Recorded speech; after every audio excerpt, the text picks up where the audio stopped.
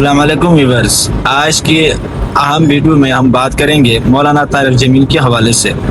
مولانا طارق جمیل کے ساتھ جو کچھ کیا گیا اس پہ ہم آج بھرپور بات کریں گے، اور تبلیغی جماعت جنہوں نے مولانا طارق جمیل کے ساتھ یہ گھٹیا حرکت کی ہے ان کو اپنی آنکھیں کھولنا چاہیے۔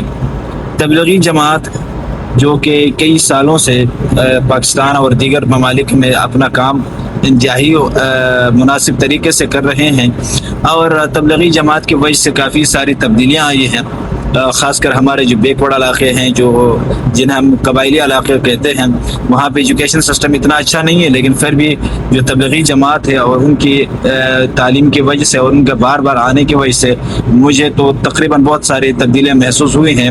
خاص کر 2006 کے بعد جب ہمارے بیک ورڈ علاقہ کوہستان میں تبلیغ کا سلسلہ بہت زور سے شروع ہوا تو میں نے نوٹس کیا کہ تقریباً 40-45% جو ہمارے علاقے میں جو جہالت تھی اور جو چیزوں کو غیرت سمجھا جاتا تھا، جو جہالت کی وجہ سے چیزوں کو غیرت سمجھا جاتا تھا، ان کے اوپر بعد میں ہمارے لوگوں کی آنکھیں کھلیں، اور الحمدللہ تبلیغی لوگوں کی وجہ سے وہ ساری چیزیں دور ہوئی۔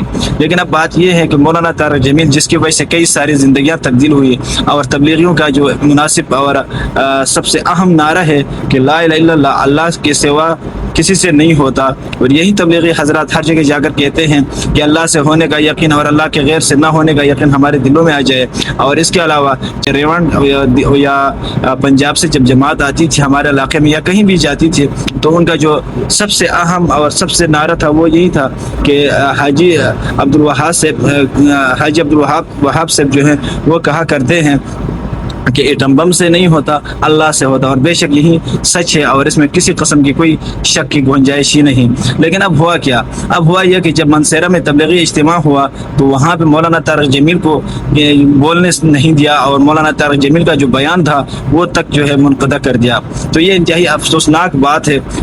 جو تبلیغی جماعت جنہیں ہم سمجھتے تھے کہ جن کا نعرہ ہے کہ اللہ کے سوا کسی سے نہیں ہونے کا یقین ہمارے دلوں میں آ جائے، اور یہ امت جو گمراہی کے راہ پہ ہیں، اور یہ سب کے سب لوگ مسلمان جو غلطی کر رہے ہیں، یہ وہاں سے نکل کر اللہ کے راہ میں اور اللہ کے ساتھ جڑنے کی کوشش جو تبلیغی حضرات کر رہے تھے، اب اس کے اوپر بالکل شک اور سوال نشان بن چکا ہے۔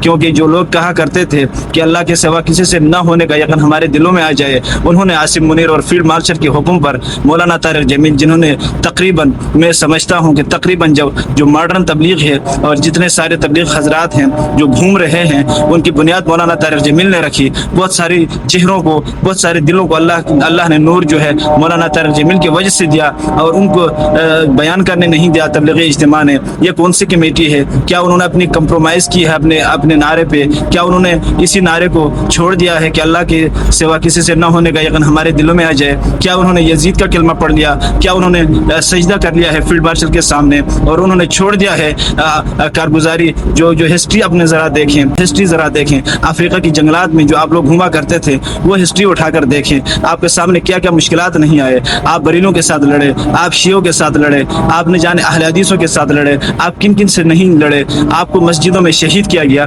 آپ کے اوپر جو ہے تشدد کیا گیا، لیکن آپ لوگ جھکے نہیں، اور ایک فیلڈ مارشل کے سامنے آپ لوگ جھک گئے اور اپنے ہیرو کو بیان کرنے سے روک دیا۔ یہ انتہائی شرم کی بات ہے، اور میں سمجھتا ہوں کہ اگر تبلیغی حضرات یہی کریں گے اور اجتماعات میں اسی طرح سنسرشپ اور پابندیاں برقرار رہے گی تو پھر یہ تبلیغ بالکل نہیں کہلائے گا، یہ ایک ڈھونگ ہوگا، یہ ایک جو ہے سیاسی مجلس ہوگی۔ کیونکہ اسی طرح کے نہیں ہوتا۔ جب اللہ کے غیر سے نہ ہونے کا یقین کی ہم بات کرتے ہیں اور نعرہ لگاتے ہیں تو ہمیں اس کو ثابت بھی کرنا پڑے گا کہ جب اللہ سے نہ ہونے کا یقین ہے تو بالکل نہ ہونے کا یقین ہے۔ بے شک انتظامیہ ہمارے خلاف ہو جائے، بے شک ہمیں جیلوں میں ڈالے، بے شک ہمیں سولے پر چڑھائے۔ کیا آپ کو نہیں یاد جو بلال کو تپتی جو ہے ریت پہ لٹایا کرتے تھے اور پھر بھی وہ آہت کیا کرتا تھا؟ ہم اسی کی سنت پہ جانے والے ہیں، ہم پیغمبر کی سنت پہ جانے والے ہیں، ہم کسی فیلڈ مارشل اور فرعون کی سنت کو زندہ کرنے والے نہیں ہیں۔ جو فرعون کے کئی سو سال، کئی ہزار سال پہلے دفن ہو چکا ہے، کیا ہم اس کی وراثت ابھی دوبارہ زندہ کرنا چاہتے ہیں؟ کیا ہم ان کی طرز حکمرانی کو جنم دینا چاہتے ہیں؟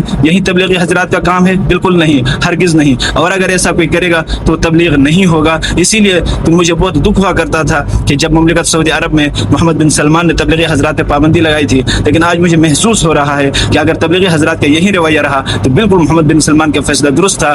جو اپنے ہیرو کو نہیں بچا سکے وہ امت کو کیا بچائے گی. یہ ڈھونگ رچانے کی کوئی ضرورت نہیں ہے اور ایسے پریشر کے سامنے سجدہ کرنے کی کوئی ضرورت نہیں ہے. آپ نے اپنے شہادتوں کو دیکھیں, اپنے کارگزاری کو دیکھیں, اور بے شک ابابیل کی طرح بے شک آپ کے ساتھ بھی اللہ کی مدد اترے گی, ضرور اترے گی. اگر آپ اپنے کمپرومائز نہیں ہوں گے, اگر آپ اپنے نظریے پر ڈٹے رہیں گے, اگر آپ محمد کے کلمے پر ڈٹے رہیں گے, تو کسی قسم کی معجزات آپ کے ساتھ ہوئے بھی ہیں آج کل اور ہوئیں گے بھی. لیکن ایسا نہیں کہ آپ فیلڈ مارشل کے سامنے لیٹ جائیں اور ان کے سامنے سجدہ کریں اور پھر بستر پیچھے لٹکا کے آپ گھما کریں اور آپ کہیں کہ اللہ کی مدد آئے گی. ہرگز نہیں آئے گی, ایسا نہیں ہو سکتا.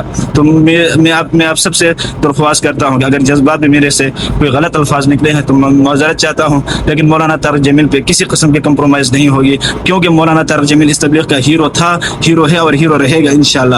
اور بالکل یہی نعرہ مولانا طارق جمیل کا کل بھی تھا, آج بھی ہے اور ہمیشہ رہے گا کہ اللہ کے سوا کسی سے نہ ہونے کا یقین اور اللہ سے ہونے کا یقین ہمارے دلوں میں آ جائے. اور اسی نظریے پہ, اسی نعرے پہ ہم ڈٹ کے کھڑے ہیں. اور جو تبلیغی حضرات, جو کمیٹی اسی نعرے سے ہٹے گا وہ تبلیغ والا نہیں ہوگا. اور آج میں ایک اور بات بھی آپ اس ویڈیو کے توسط سے میں آپ کے سامنے رکھنا چاہتا ہوں کہ مفتی طارق مسعود جو کراچی کا ہے رحمۃ اللہ علیہ, مجھے بہت عزیز ہے اور میں اس کے بہت بڑا فین ہوں, لیکن ہمیشہ اس کے بیان میں ایک جو رٹا وہ لگایا کرتا تھا کہ ریاست اور اسٹیٹ کی جو انہوں نے رٹ لگائی ہے, ذرا اسے پوچھیں کہ یہ اسٹیٹ کیا حشر کر رہی ہے تمہارے تبلیغی حضراتوں کی, کیا حشر کر رہی ہے تمہارے محترم مولانا طارق جمیل کی, اور تم پھر بھی اسٹیٹ کا نعرہ لگا رہے ہو. تمہیں پتہ بھی نہیں ہے کہ اسٹیٹ ہوتا کیا ہے. تم اپنے آئین میں ذرا دیکھو کہ اسٹیٹ ہوتی کیا ہے. یہ جو فرعون اور یزیدیت مسلط کی گئی ہے یہ اسٹیٹ ہرگز نہیں ہے. اور بالکل ایسا نہیں ہے کہ ہم پاکستانی نہیں یا پھر ہم پاکستان کے خلاف ہیں. ہم پاکستانی ہیں اور ہم محب وطن ہیں. پاکستان زندہ آباد ہے اور رہے گا.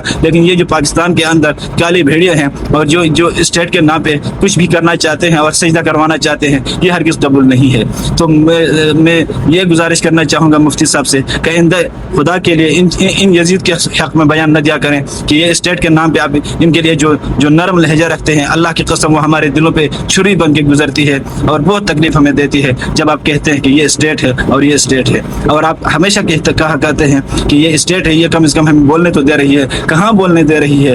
دیکھیے نا, مولانا طارق جمیل کو اجتماع کے اندر, تبلیغی اجتماع کے اندر بیان کرنے تک نہیں دیا. کوئی سیاسی پلیٹ فارم نہیں تھا, کسی قسم کے کوئی سینیمار نہیں تھا, کسی قسم کی کوئی پریس کانفرنس نہیں تھی. صرف ایک تبلیغی اجتماع میں انہیں بات کرنے نہیں دیا گیا. اور آپ کہتے ہیں کہ اس اسٹیٹ کی وجہ سے آج ہم بول تو رہے ہیں. کہاں بول رہے ہیں؟